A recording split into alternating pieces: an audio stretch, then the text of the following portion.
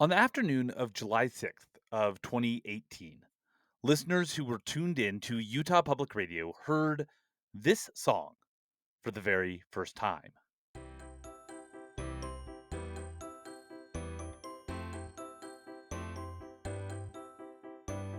That's Little Idea by Benjamin Tissot.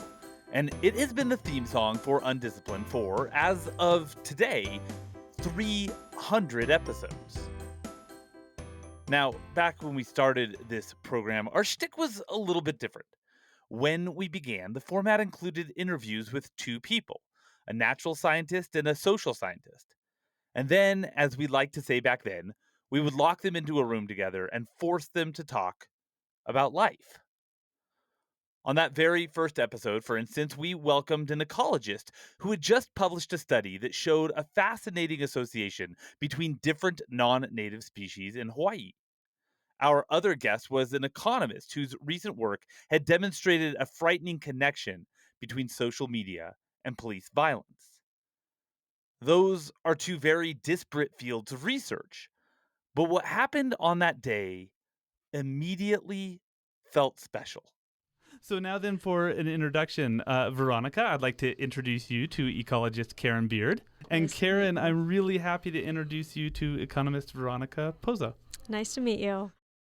The more we look at things, the more we see that life in all of its different forms is really complex. So I'm wondering, how do you as scientists fight against the human urge to look for A causes B sorts of relationships? My research program, there were three hypotheses kind of set out originally about what are the clear, very simple relationships between this frog and what's going to happen there. And the results of all of our studies, we've kind of done 3 studies to look at those 3 hypotheses, have all not shown those clear-cut kind of answers.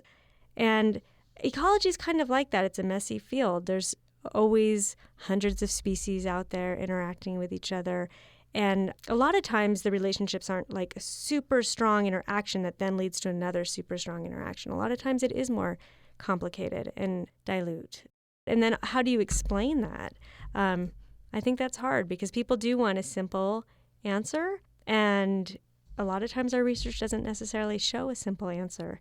That's true. Well, in my case, we looked at everything from, we tried to make it as simple as possible in terms of collecting data and in terms of how we can frame the whole analysis. But then when you are getting shocking results that are very difficult to explain, in our case, you don't just rely on one particular type of science. You relied on different things. You grab things from criminal justice, you introduce statistics, then you go to psychology. So those are the complexities of the research, and you have to be flexible. And I think that flexible here is a very important word.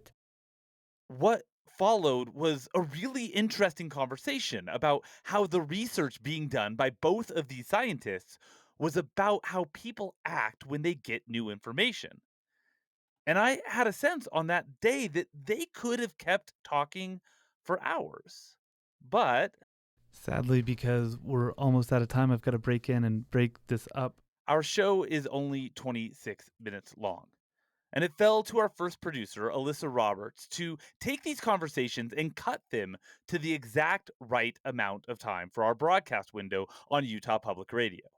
Alyssa now lives in Las Vegas, where she's the digital executive producer at Channel 13 News. But I caught up to her as she was on a road trip up to Utah for her brother's wedding. I'm behind the Maverick inside my car. Oh, you're in your car.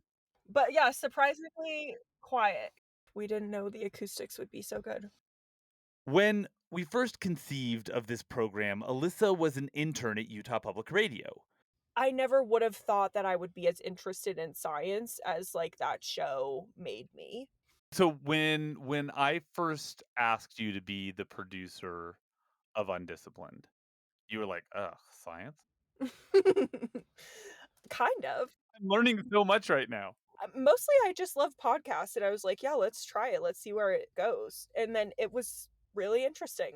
I learned so much. I think about the show all the time. One of the shows Alyssa said she thinks about a lot is the one we broadcast on November 16th, 2018, when Karen Lloyd joined us to talk about collecting microbes all over the world, including in volcanoes in Costa Rica and hot springs in Yellowstone.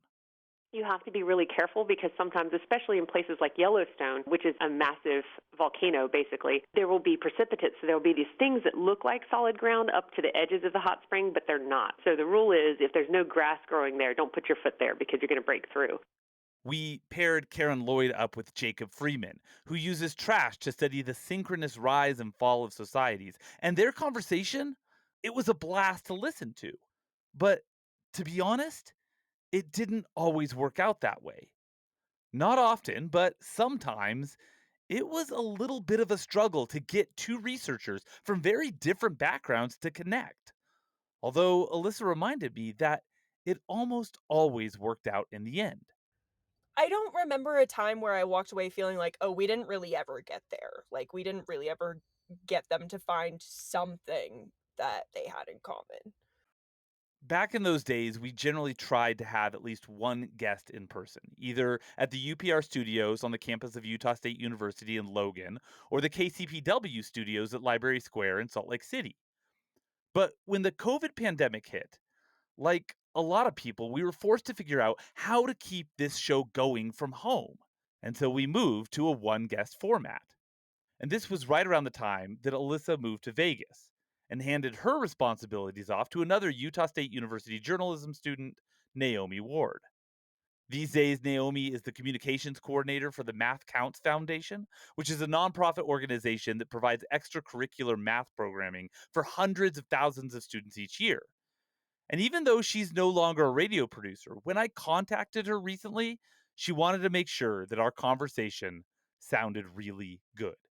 I'm sitting under my desk with a blanket over my desk like I did when we were doing that. Because we weren't in the studio anymore. That's right. I remember I would do this and I had posted like a picture of my setup. And my friend Jimena Bustillo, she works at NPR now. She like sent me a message. She's like, oh my gosh, I do this too.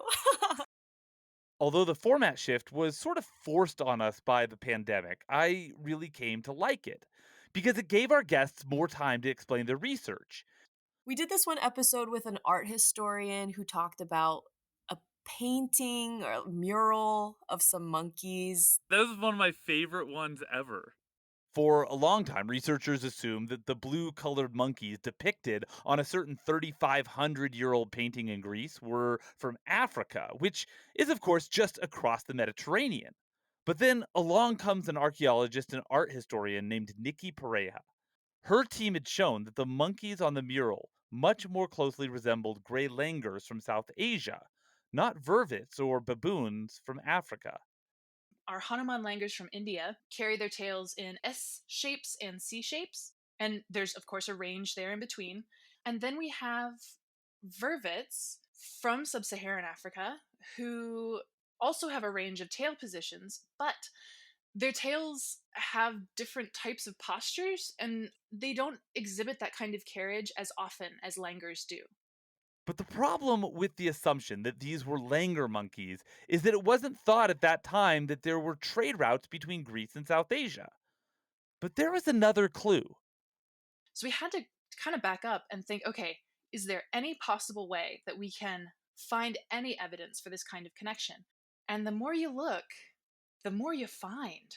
One of the most compelling pieces of evidence comes from the fact that lapis lazuli, that beautiful blue stone, it's got these flecks of pyrite or fool's gold in it, so it almost looks like the night sky. This stuff is amazing, and it comes from one place. It comes from Badakhshan, which is located in Afghanistan. That's the only place in the old world where we have this stuff naturally occurring. Nikki and her team had rewritten the history books on Bronze Age trade routes, based on a study that began by looking at a painting.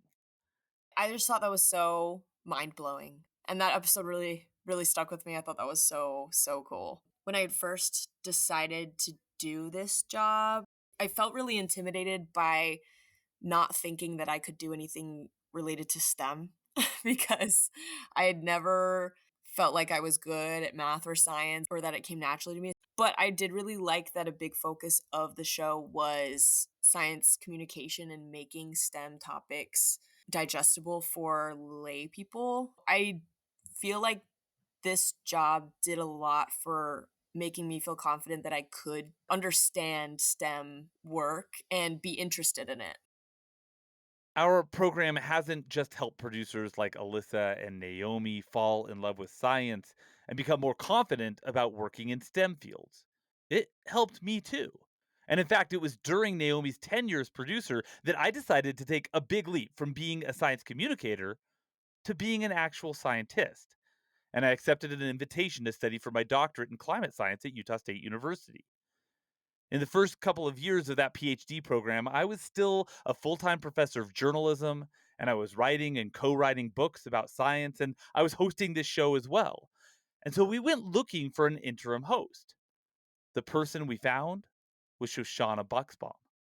One of the stories that always sticks out to me is I interviewed this shark researcher.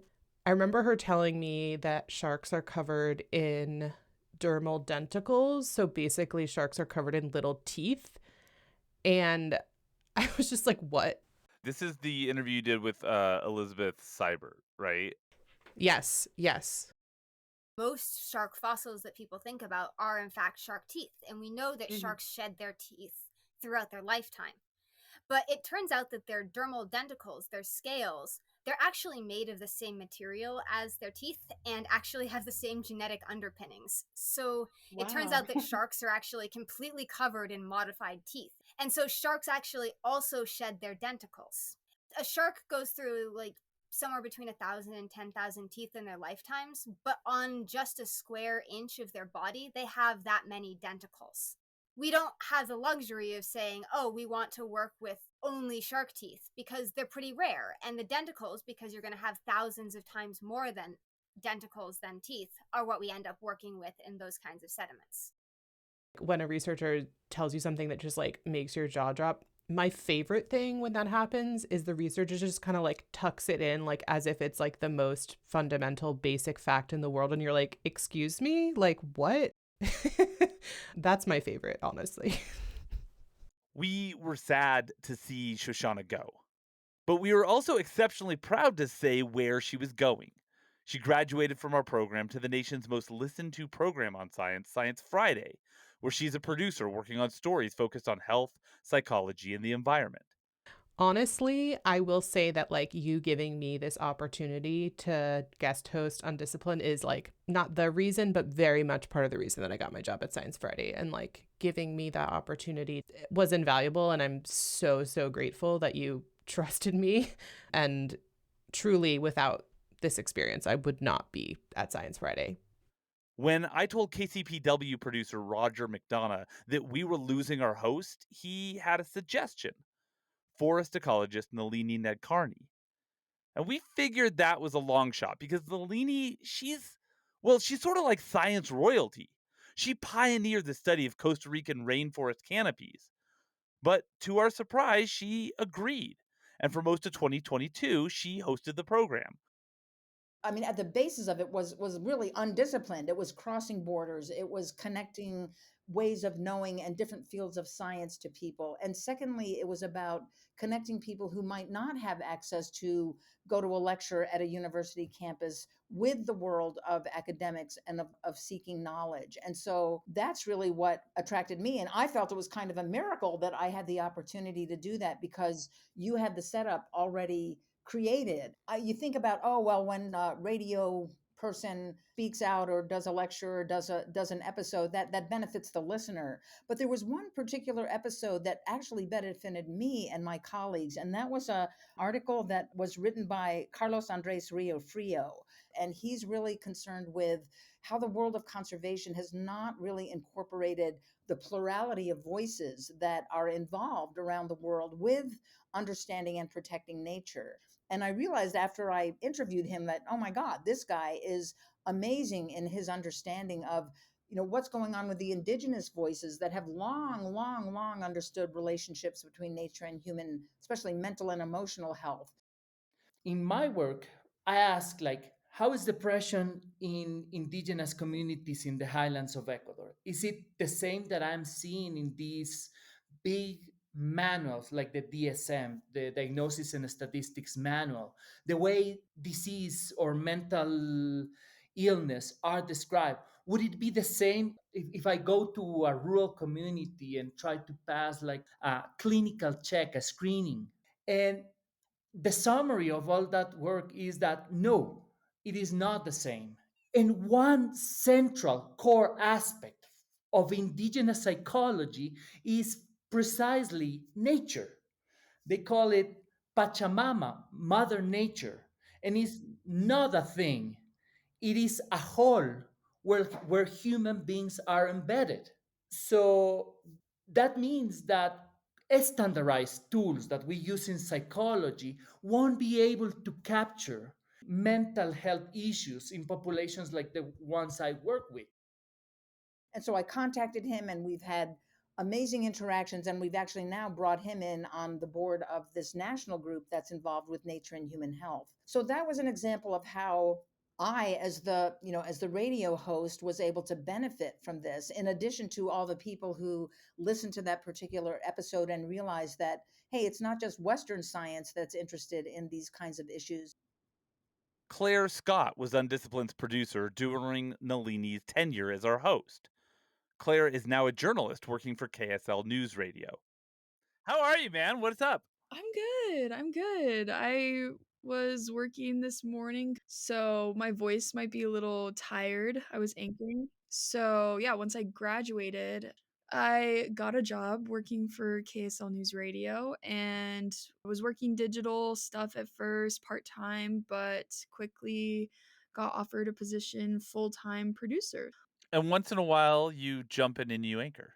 Well, I actually started anchoring when I was part-time, just on the weekends, and now I kinda do a little bit of everything. How much of your experience when you were producer on Undisciplined, how much does that help what you're doing right now? It's everything. First of all, I don't think I would have gotten the job I did without the audio experience I had working with UPR and working on Undisciplined. Before she was our producer, Claire had worked with a fellow USU student named Reagan Edelman to produce a brilliant award-winning short-form documentary about a purportedly haunted, condemned nunnery in the foothills of Cache County in northern Utah.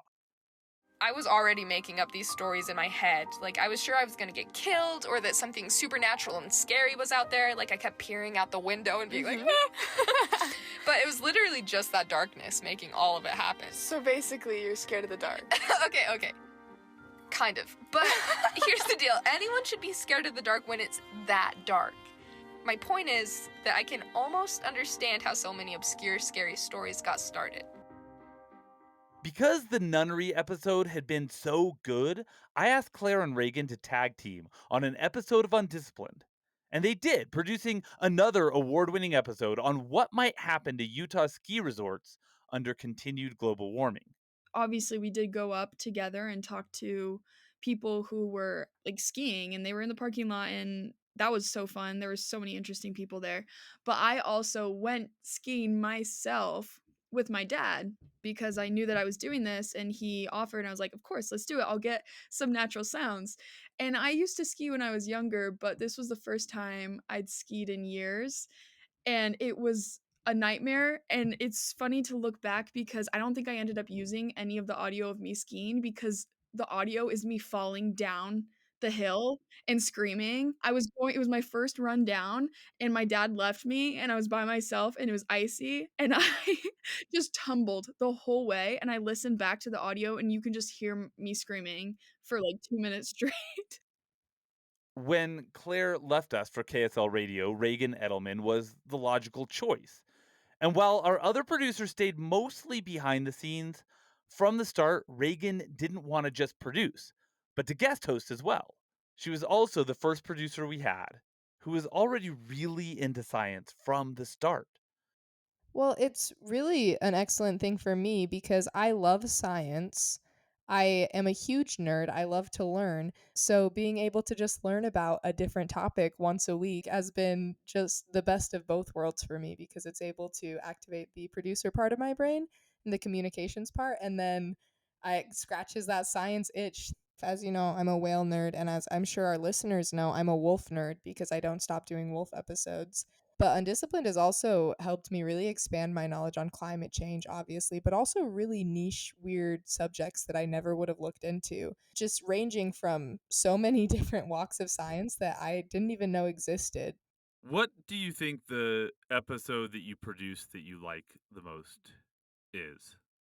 I think that the most excited I've ever been about almost anything was when I got to go to the OSIRIS-REx landing out in Dugway fairly recently, about a year ago. 10 seconds. 9, 8, 7, 6, 5, 4, 3, 2, 1. And liftoff of OSIRIS-REx, its 7-year mission to boldly go to the asteroid Bennu and back. And I was able to go to the practice landing that they did too. So I was able to talk to so many different scientists. It was just, I've never had the chance to interact with so many passionate individuals who have poured so many years of their life into one project. Honestly, yes. Yeah. There's a good portion of time where we're all like, I woke up and I had to write these notes down because something popped in my head. And so all of us have these stories where we're like, yeah, so I went to sleep and I woke up thinking about OREX and stuff we had to do for rehearsal or things that we think about after the fact. So it's all of us. We're all invested in making this very successful and a very clean disassembly as much as we can. And the excitement in the air was just so palpable. You could tell that this was the climax of something they'd been working so hard on. And the excitement was so contagious. I went full science kid nerd again. I hadn't felt that excited about space since I was 8 years old, and it reawoke something in me. It reawoke my passion for outer space and for all of the cool secrets that we still have to learn. It was just unreal.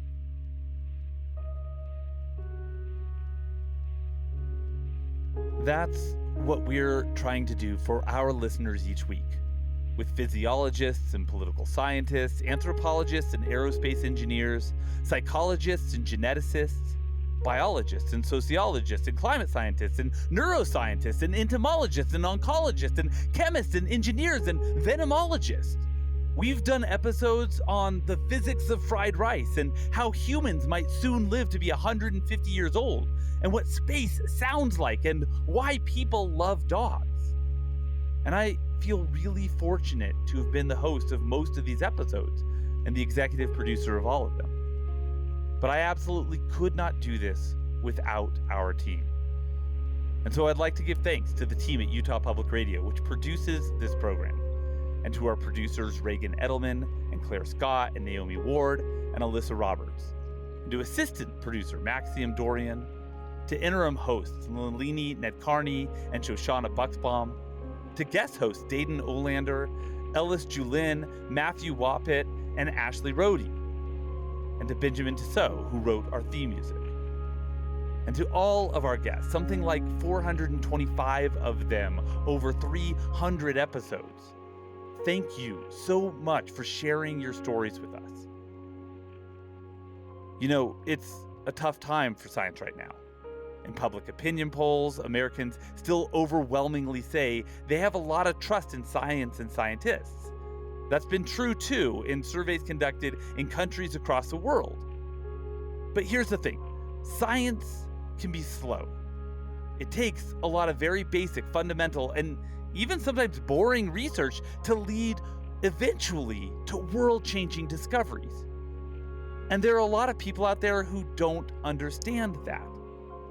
And they also don't understand that science, it isn't a business. Not everything can be capitalized and commercialized and scaled and turned into a product that makes its investors rich. In the past few months, we've seen stacks of executive orders aimed at canceling or freezing tens of billions of dollars in funding for research and international assistance. Thousands of scientists have lost their jobs. New restrictions have been placed on research, including bans on studies that mention specific words. Grants have been slashed and grant offers have been pulled off the table. Universities are grappling with how to make up for the lack of research funding.